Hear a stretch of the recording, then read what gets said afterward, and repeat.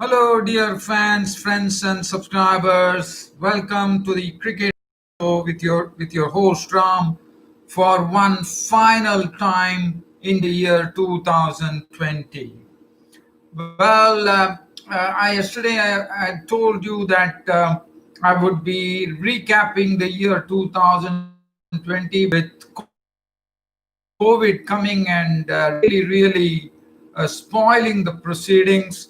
I think it's better for me not to talk about the year 2020, unfortunately, because there's not much that I would be talking about.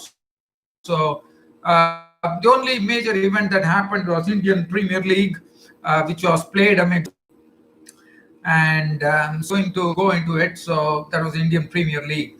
But just talking about what's the thing that is coming up. As I said, we will talk about some cricket news, anything of that sort, right? Rankings. And here comes the rankings. ICC has declared Virat Kohli as the world's in the year 2020, and Kane Williamson is number second, and Stephen Smith is number third. So that's the rankings, and Pat Cummins has been named as the best all-rounder in the year 2020. Now, and also, let's New Zealand captain move to number one. We all know, but on the back of the man of the match, even though Williamson actually moved on the top of the rankings, Virat Kohli Virat Kohli ended up as my friends, I just need to interrupt myself here.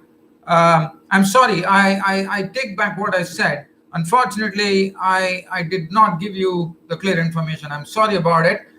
In fact, Virat Kohli has been overtaken by Kane Williamson. So Kane Williamson is the numero uno batsman in the year 2020. So Kane Williamson is on the top, followed by Stephen Smith, and the third is Indian captain Virat Kohli. So that is the standings that have come up in the year 2020 from the ICC. And let's have a look at anything else that one could talk about here. I'm told that Ajinkya Rahane has moved 5 spots. He has moved to number 6. Labuschagne holds his number 4 position. Babar Azam also holds his number 5 position. Bowling, Pat Cummins has assigned in the top. Broad is number 2. Tim Southee, followed by Neil Wagner, followed by Tim Southee. So Neil Wagner has come to number 3, and Tim Southee is number 4. And Ashwin has moved 2 spots to number 7. Ben Stokes, number 1, as far as all-rounders are concerned. Jason Holder, Ravindra Jadeja, Shakib Al Hasan, and Mitchell Starc. That's how it looks. So let's have a look at some cricket news that's the 31st of December. Well, as you know, Neil Wagner performed a heroic deed the other day against Pakistan on the final day by even having a fracture in his toes. He still went on, plugged on, went, took injections, came back, and that is not something very easy to do. One really has to feel for Neil Wagner, but he did it for his team, and finally victory was New Zealand's. And he also played a role as well, because there were some stubborn partnerships going on. So his presence was vital, and his wickets were vital. And Neil Wagner, we all know what a fierce competitor he is when it comes on to the cricket field. And injured Wagner, unfortunately, will be out of the second test. Not only would be out of the second test, but he would be out for 5 to 6 weeks from the New Zealand team. One wishes that he recovers very quickly. But that's the situation. The other thing that I would like to talk about as far as cricket news is concerned, as you know, we'll be waiting for the third test match to start between Australia and India in the new year. And India already have a lot of injury problems, as we all know. Virat Kohli is something different. He has gone back to India on a specific purpose. Mohammad Shami is injured. There's no Ishan Sharma. Now the news comes in that Umesh Yadav has been ruled out of the Test series with an injury. And that is not good news for India because already, even though Mohammad Siraj bowled well, there is only one prime strike bowler left, Jasprit Bumrah. So it will be Jasprit Bumrah. Mohammad Siraj is bound to keep his place. And Umesh Yadav, it will be interesting to see who replaces him. Is it going to be Saini? Saini is one. Navdeep Saini is someone who could replace him. Now, there are three bowlers who are still there in Australia. One is the experienced Shardul Thakur, fairly experienced, one could say. Natarajan, who was the hero of the Indian Premier League and also came in and performed very well in the one-day internationals and T20 matches and got a lot of praise. And there is one more bowler in the mix. Let me check who is the other bowler. So one is, as I said, it is Natarajan. Then we have, as I said, it is Shardul Thakur. But the other one is Karthik Tyagi. Karthik Tyagi, I'm not expecting him to, slot in, even though he was the one who actually went and hit Will Pikowski, as you would remember. Looking at it, I would go for T. Natarajan, and the reason that I'm saying the T. Natarajan is because you need variety into the bowling attack. And let's understand one thing: India has been starved of left-arm bowlers since the time one of the wonderful bowlers for Indian cricket, Zahir Khan, left the scene. When Zahir Khan retired in the year 2014, after that, it's almost more than 6 years now, almost coming to more than almost 6 years that India has been hunting for a left-arm pace bowler. And I think this is the right time. When I've seen Natarajan perform already, he has already made his mark. He started off in the IPL. He came to Australia because of the injury to the ambidextrous spinner, Varun, I suppose. I'm a bit lost here. Yeah, so he came in as a replacement for Varun Chakravarti. Yes, the ambidextrous Varun Chakravarti, the spinner. But now I think I will definitely say, if I were the selector, I would be going for T. Natarajan because he has already proved himself. He played in the team that he's having the good knowledge of the Australian conditions now. He knows how to bowl to the batsman. He knows what are the weaknesses of the batsman. He has seen them in T20. He has seen them in one-day internationals. And then Jasprit Bumrah is there to nurture him as well. So I think Natarajan should be getting the nod. So I'm looking at a pace combination in the fourth test between India and Australia. It should be Jasprit Bumrah, T. Natarajan, Mohammad Siraj. And that should be the combination. And probably looking at the Sydney wicket, which normally one sees that Sydney is a wicket which normally yields to the spinners. So one has to wait and watch. I would hope for three quickies here: T. Natarajan, Jasprit Bumrah, and Mohammad Siraj. Mohammad Siraj has already proved himself, as we all know. So one is waiting for that. Now, as far as Australia is concerned, we know that Joe Burns is out of the mix, whether it will be David Warner or Pikowski. Now, well, definitely it should be David Warner. There's no doubt about it.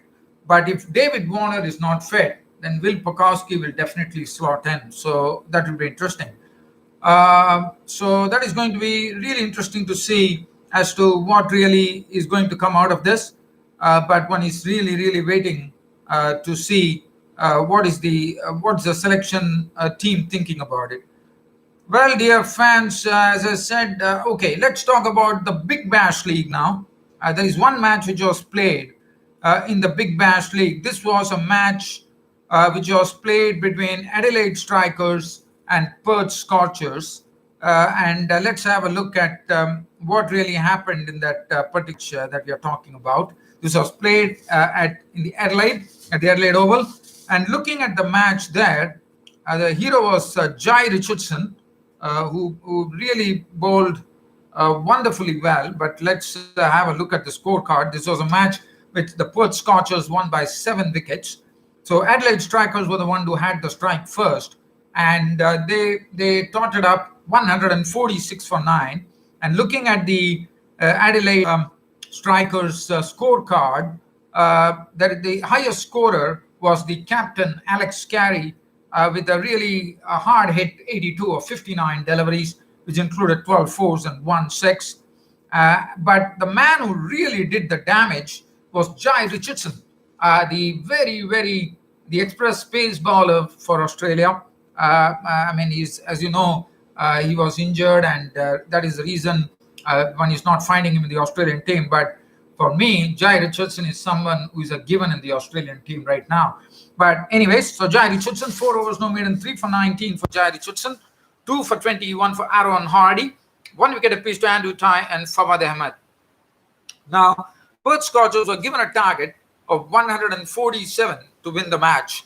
And if you look at the card there, Jason Roy did a good job at the top of the order, crashing 49 of 32 deliveries, 7 fours and 1 6 included in that. Josh Inglis was there when the victory came, not out on 44 of 31 deliveries, which included 6 fours. Mitchell Marsh was 38 not out of 24 balls, 4 fours and 1 6. Game over.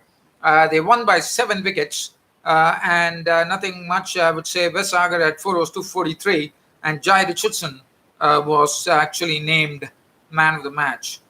Now, dear fans, friends, subscribers, I know I have been doing this cricket show for quite a long time, and I'm definitely happy to see the sort of progress that I've made.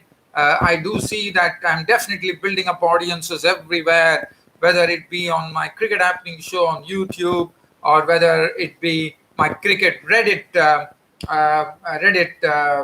audience, or it could be my website www.cricket-status.com, and also my cricket Twitter page. Well, dear fans, as I said, I always take this opportunity, firstly, to thank all my fans, whether it be the YouTube cricket fans, friends and subscribers, or cricket Reddit followers, or Twitter followers, or my cricket website followers or fans. I really, really thank everyone from the bottom of my heart for the tremendous support that you have given me for promoting my cricket show. As I said, you are the wheels of my business. And I definitely love doing that, because when the audience are interested, then definitely it makes me all the more motivated to come here and speak a few words on cricket. And I'm also seeing that I'm getting good vibes, I'm getting good responses from people that they love my cricket show, and that's the best that I could really hope for. I'm very happy that, as I said, I'm very happy, and I would like to thank you all for all the support that you've given me coming up. And we still have some matches coming up. New Year is going to be pretty interesting. We will be probably, we'll be having the World Cup, I reckon, in India in the year 2021. That will be the T20 World Cup, which was shifted from Australia due to COVID. Hopefully, it is gone from the face of the earth at that particular time. And then back to Australia in the year 2022. But talking about 2021, so let's have a look at the year 2021. What are the mega events?